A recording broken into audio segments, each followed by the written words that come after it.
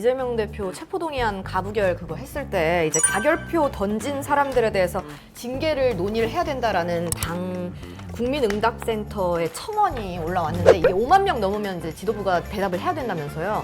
징계 가능성에 대해서는 징계는 사실상 이제 안 할 거다라고 가는 흐름이 두드러지는 상황인 것 같습니다. 징계는 피할 것 같지만 징계하지 않고 바로 공천 탈락시키는 그 순으로 가는 게 오히려 더 무서운 거죠. 그렇죠. 저는 그런 정치적 사형을 내리기 위해서 징계는 피한다. 자, 그럼 이번엔 민주당 현안 살펴보겠습니다. 두 번째 배달 현안 이승환 행정관님께서 소개 부탁드립니다. 나비 효과 어떤 내용인가요? 두 번째 나비 효과입니다. 판례 보시면은 이재명 대표 있습니다.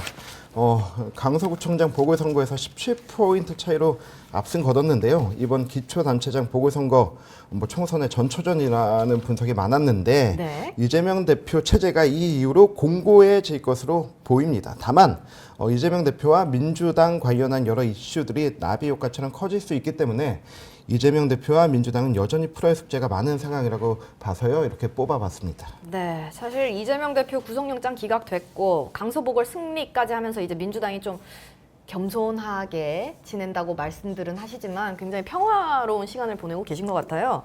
그런데 이재명 대표는 지금 3년째 꼬리표처럼 따라다니는 숙제가 있잖아요. 아직 총선까지 6개월이나 남은 상황에서 어제도 기소 하나 더 했고요, 검찰이. 그다음에 재판도 진행 중인 상황인데, 자, 이 사법 리스크는 그 비명과 친명, 그 계파 갈등의 불씨잖아요. 이게 또 언제 폭발할지 모르는데 요즘 좀 상황 어떻다고 들으셨어요? 뭐 말씀해 주신 대로 좀 차분한 상황인 것 같아요. 당내에서 여러 가지 이재명 대표 체제에 대한 뭐 문제 제기도 사실 그동안 있었고 이재명 대표의 거취를 둘러싸고도 뭐 이른바 비명계에서 많은 비판을 해오셨지만 사실 지금 이제 구속영장이 기각되고 나서는 네. 오히려 그 비판의 화살이 이재명 대표를 향하는 것이 아니라 도리어 이제 검찰로 다시 향하고 있는 상황이라 오히려 좀 단결된 모습들을 좀 내부에서 잘 만들어가고 있지 않나 싶습니다. 네. 다만 이제 이재명 대표께서 뭐 강서구청장 보궐선거 유세할 때도 예. 약간 통합의 메시지를 내시긴 하셨지만 조금 더 명시적인 메시지가 필요하고 좀 더 구체적인 액션이 필요하다. 그래서 남아있는 뭐 지명직 최고위원회 인선이라던가 아니면 총선 공천을 담당하는 그 실무를 누구에게 맡길 거냐 이런 부분에서 아직 그 이재명 대표의 명시적인 메시지가 나오지 않고 있는 상황이라 거기에 좀 더 예의주시하고 있는 네. 어떻게 보면 뭐 폭풍전야일 수도 있고 예. 또는 더 나은 방향을 위한 좀 차분한 그런 단결된 상태로 볼 수도 있는 것 같습니다. 네. 뭐 어떻게 보셨? 뭐 어떻게 차분한 보이세요? 폭풍 전야다 하는데 밑에서 치열하게 눈치 게임 하고 있는 거 아니겠습니까? 그 이재명 대표가 지금 뭐 이 단식 들어가고 이제 지금까지 하면서 확실히 보여준 게 하나가 진교원 후보의 공천이었습니다. 예. 진교원 후보 공천 전에 뭐 열 몇 명의 후보자들이 뭐 4차 회의하고 면접하고 경선하고 했었는데 이재명 대표가 진교원 그 당시 이제 경찰청 차장 출신을 너 들어와? 너 공천 줄게, 네. 너 나가 네. 라고 하는 그 공천 결정을 병상에서 했어요. 그쵸. 병상에서 하는 걸 보면서 아무리 당에서 경선하고 사람들 준비돼 있고 나가고 절차가 진행돼도 이재명 대표가 꽂으면 공천 주는구나. 공천 주면 당선되는구나. 네. 가 이게 지금 저는 민주당 의원들의 저변에 깔려 있는 인식이라고 봐요. 그리고 이제 나와서 했던 그 메시지들이 네. 작은 차이를 넘어서 우리 큰 벽을 넘어가자 뭐 이런 메시지 했었는데 이게 우리 통합의 메시지 아니냐 화합의 메시지 아니냐 하시는 분들이 있는데 네. 그 통합과 화합은 비명을 제외한 친명들의 통합과 화합인 그렇죠. 거예요. 예. 이분들 이제 앞으로 민주당에서 그 크게 나오는 의석수만 그 현역들을 흔들릴 수 있는 것만 50개, 60개가 넘어갈 텐데 이 자리를 노리고 있는 원외 당협위원장들, 이재명 대표의 특보들 이런 분들은 어떻게 할 겁니까? 그 이원욱 의원 그래도 의정활동 열심히 하고 지역에서 인정받는 중진 의원인데 네. 이분 밖에서 이제 수박이라고 엄청 개딸들에게 핍박받고 있을 때 예. 그 지역구에 도전장을 낸 이재명 대표의 특보는 네. 병상에 가서 인증샷 찍고 있어요. 그러니까 이게 분명한 메시지를 주는 거라고 봅니다. 예. 화합과 통합은 우리끼리의 화합과 통합이지 네. 쟤네는 빼고. 근데 이제는 저들의 그 최소 50석에서 70석 나오는 저 자리를 네. 어떻게 잘라낼 것인가에 대한 준비가 시작되는 거지. 네. 그게 시작되고 나면은 정말로 피바람이 몰아치는 네. 킬링페이드가 되는 거죠. 사실 아직 덮어둔 일이 하나 있는 게 네. 이제 그 이재명 대표 체포동의안 가부결 그거 했을 때 이제 가결표 던진 사람들에 대해서 징계를 논의를 해야 된다라는 당 국민응답센터의 청원이 올라왔는데 이게 5만 명 넘으면 이제 지도부가 대답을 해야 된다면서요. 근데 5만 명 넘었잖아요. 이거 일단 대답을 하고 넘어가긴 해야 될 텐데. 대답을 이제 그러니까 무조건 수용해야 된다는 게 아니라 예. 이제 대답을 한다라는 건 이제 어느 정도 입장을 밝힌다는 걸 의미합니다. 그래서 네. 뭐 일각에서 우려하는 것처럼 뭐 비명계 의원들 중에 뭐 가결파를 찾아내서 색출해서 반드시 징계를 할 것이다 이렇게 보는 건 제가 봤을 때 현실성이 낮고 뭐 주신 염려 잘 수용해서 더 좋은 당으로 나아갈 수 있게 하겠다 뭐 이런 원론적인 정도의 답변이 이루어지지 않을까 네. 싶고요. 징계 가능성에 대해서는 최근에 뭐 최고위원들 그러니까 이재명 대표의 뭐 측근이라 할 수 있는 분들의 인터뷰를 유심히 살펴보시면 많은 분들도 느끼실 텐데 징계는 사실상 이제 안 할 안 할, 거다라고 가는 흐름이 두드러지는 상황인 것 같습니다. 그래서 제가 봤을 때에도 가결파 의원들을 무슨 수로 색출할 것이며 그 색출해가지고 징계를 하는 게 과연 당내 민주주의에 바람직하냐 네. 그리고 당론으로 이제 부결을 정하지도 않았기 때문에 여기에 대해서 책임 묻는 것이 애매하다 이런 의견도 많거든요. 그래서 저는 이 뭐 징계를 해야 된다, 뭐 탈당시켜야 된다, 뭐 내보내야 된다부터 시작해서 온갖 얘기들이 있지만 이것을 이재명 대표께서 현명하게 잘 정리하실 거라 생각합니다. 네. 어떻게 보세요?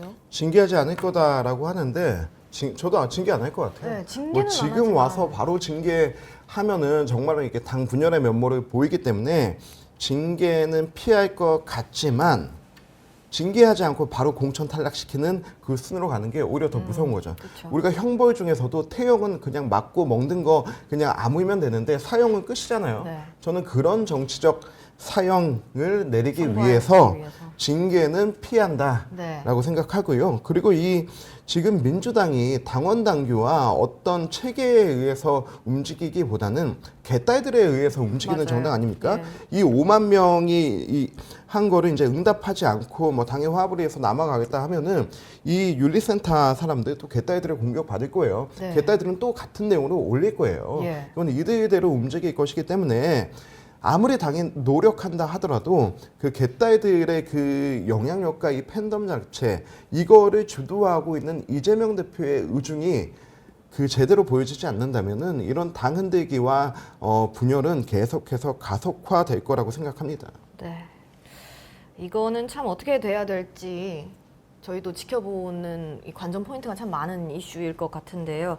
그러면 이제 강서 재보궐 선거 얘기를 마지막으로 다시 한번 해보자면은 이제 격차가 17.15%였어요. 그래서 이제 뭐 정권 심판론이다, 뭐 압승할 거다, 민주당 텃밭이다 이래서 20% 훌쩍 넘길 거다 이런 예측도 있었는데 이 17.15% 포인트 어떤 의미라고 보시나요? 저는 뭐 민주당이 잘해서 이제 민주당 후보에게 표를 주신 건 아닌 것 같고요. 그러니까 이거는 정말 전적으로 이제 윤석열 정권을 향한 심판성 투표다 이렇게밖에 볼 수가 없다고 생각합니다.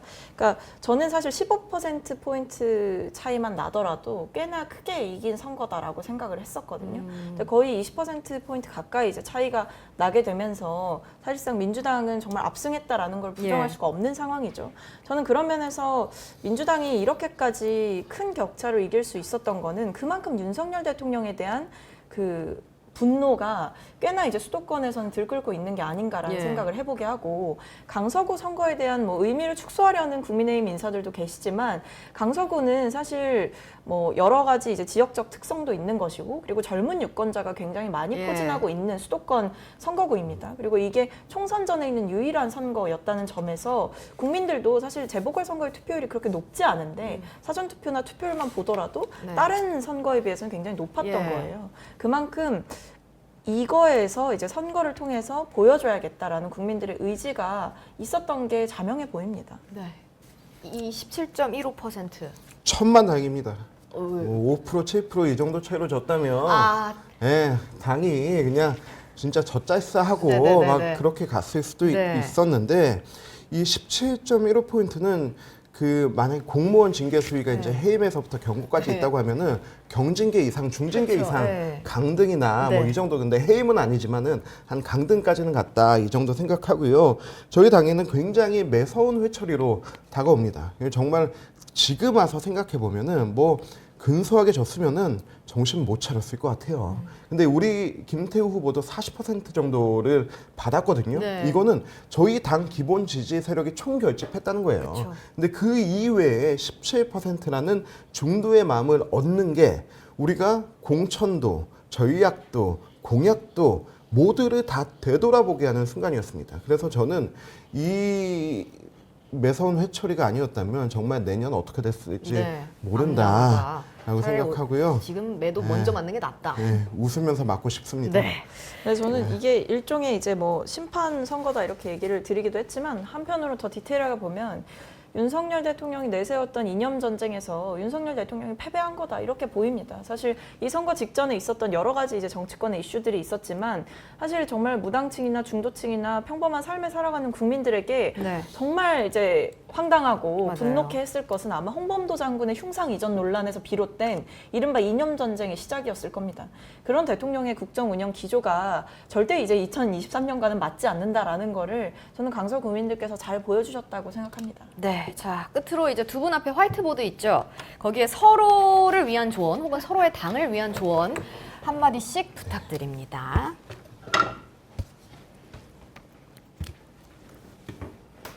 자, 오늘 저희가 두 가지 이슈 살펴봤는데요. 첫 번째 이제 국민의힘 이슈는 강서구청장 보궐선거 후폭풍 이야기 짚어봤고요. 그리고 두 번째로는 이제 민주당 나비 효과 이제 어떻게 될 것인지 이 대표 체제는 어떻게 될 것인지에 대해서 두 분 모시고 이야기 나눠봤습니다. 자, 다 쓰셨는데요. 어느 부분부터 발표하시겠어요? 오늘 네. 먼저 해주세요. 저는 정신승리 이제 그만이라고 썼는데요. 이게 약간 조언을 해주라라고 예. 이제 제가 받아본 대본에 써 있어서 네네. 고민을 하다가 무슨 얘기를 하면 좋을까 했는데 네, 정신승리를 그만해야 될 때가 왔다 이런 생각이 듭니다. 뭐 네. 예를 들면 이준석 탓, 뭐 또는 뭐 민주당 탓, 이재명 탓, 뭐 문재인 정부 탓, 뭐 이런 것들 이제 그만하고 결국에는 지금 이대로 가도 괜찮다라는 그 정신 승리로부터 이제 벗어나야 새로운 길을 찾을 수 있을 거다. 네.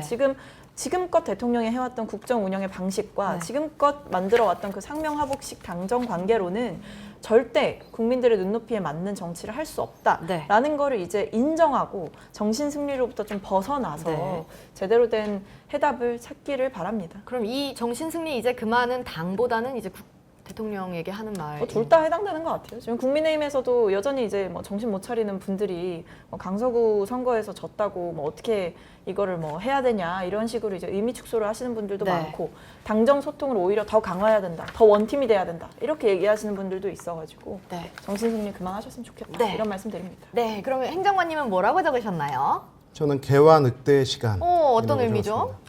저 노을지는 저 언덕 뒤에서 다가오는 형체가 예. 나를 맞아주는 개인지 네. 나를 위협하러 오는 늑대인지 네. 아직 잘 모를 때다. 지금 우리가 이제 재보궐 선거 끝나고 이제 다가오는 총선이 우리에게 반겨주는 개인지 잡으러 오는 늑대인지 모른다. 그렇기 때문에 조심하고 또 준비해야 된다라는 마음으로 네. 적어봤습니다. 네, 정치의 민족 오늘 저희가 준비한 순서 여기까지입니다. 이승원 행정관, 박성민 최고위원 오늘 소중한 시간 내주셔서 감사합니다. 다다음 주에 또 감사합니다. 알뜰살뜰한 배달 현안 부탁드리도록 하겠습니다.